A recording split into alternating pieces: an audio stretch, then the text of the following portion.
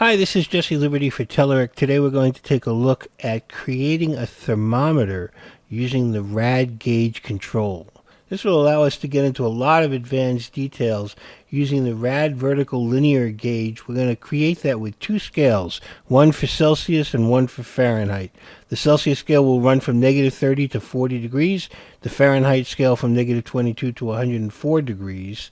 We'll have a text block that we'll set up as a custom text block to indicate which scale is on which side of the thermometer. And we're going to manage our tick marks so that we get appropriate tick marks for both scales. Let's start by creating a new application. We'll call it Rad Gauge Thermometer. Save that and save it as a Silverlight 5 application.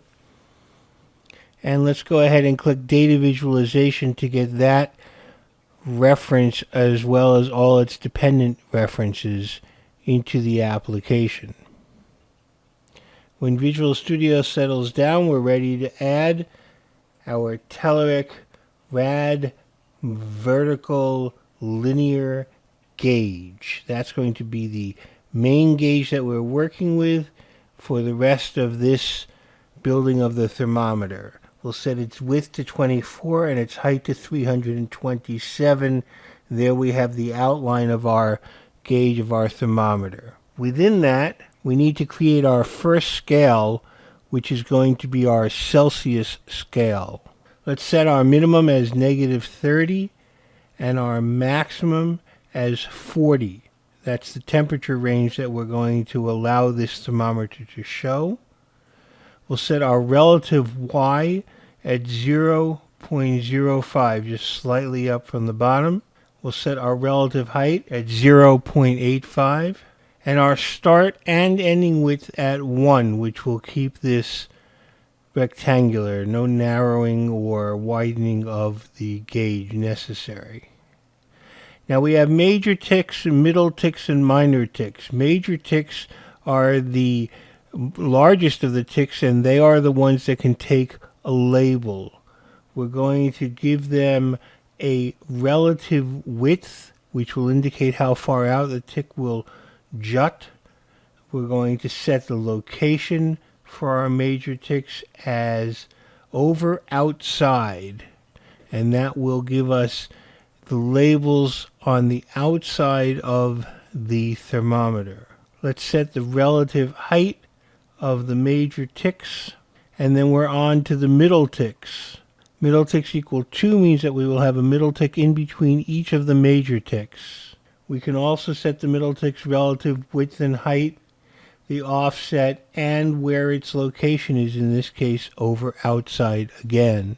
Finally, the minor ticks are the third level ticks. We're going to set that equal to 1. They will not appear in this case. We are going to set the label offset to 0.2, and we'll set the label location as outside, pushing the label fully outside of the thermometer. Our fill will be transparent, as will our stroke also be transparent, so that they do not show a color.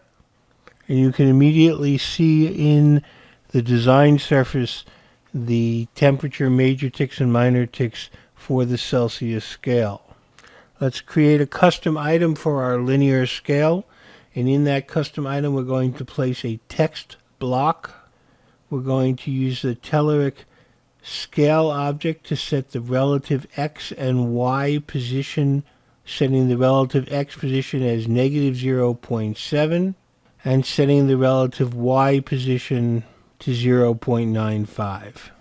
We'll set the text to C for Celsius and put that will be placed at the bottom of the scale. You can see that the resources we've added are using the Telerik Metro colors for our accent brush and our strong brush, as well as for our custom labels and custom scale colors, and also setting the font and font size.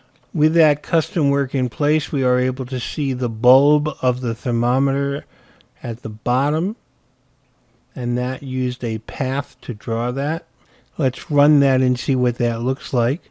We have the beginnings of a thermometer with the Celsius scale and a bulb at the bottom with the mercury indicating a current temperature of -30 degrees Celsius. You're going to add a second linear scale for Fahrenheit, and you can see on the Fahrenheit scale that after we set the relative Y and the relative height, our start and end width are 1. Our minimum is negative 22 degrees Fahrenheit. Our maximum is 104 degrees Fahrenheit. Remember that to go from Celsius to Fahrenheit, the formula that we need is to take the degrees in Celsius, multiply them by 9, divide that by 5, and subtract 32. The net result is that Fahrenheit has a much wider scale, and that's reflected in what we're putting into the Fahrenheit scale here. Let's run that and see the two scales together. We have Celsius on the left, Fahrenheit on the right. I hope you've seen how you can use some of the more advanced features of the gauge control to create virtually any kind of gauge that you need for your application. For Telerik, this is Jesse Liberty, and I look forward to talking with you again soon.